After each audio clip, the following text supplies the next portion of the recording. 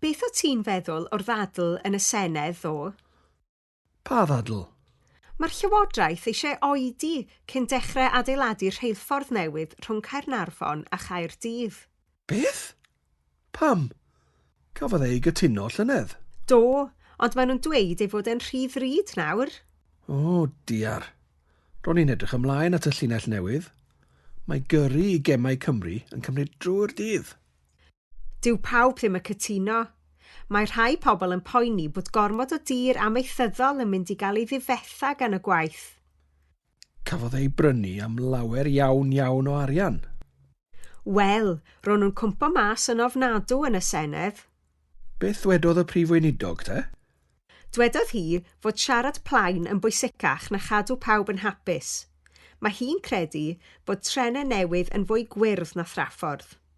Beth ddigwyddodd wedyn? Aeth pethau o ddrwg i wath. Collodd y gweinidog amaethyddiaeth ei dymer ac ymddiswyddo. Mae'n debyg ei fod e mewn dagre. Gormod o emosiwn fel arfer. Does dim diddordeb gyda fi mewn gwleidyddiaeth, beth bynnag. Paid â bod mor ddiamynedd. Rhaid i ti ddangos diddordeb. Pam? Ti yw partner y prif weinidog.